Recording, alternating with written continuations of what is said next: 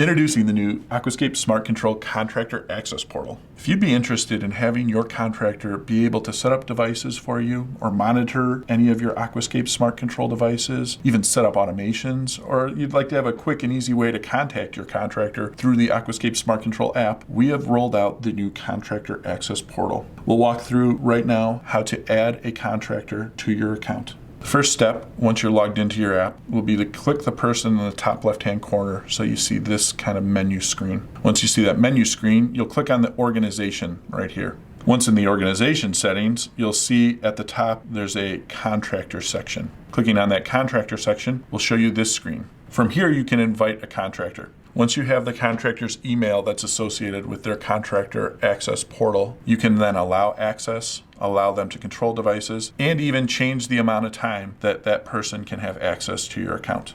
Once you've invited them, they will receive an email on their end, and the process is complete. If you would like to remove that contractor for any reason, by clicking in that same contractor tile, you can then click the remove button.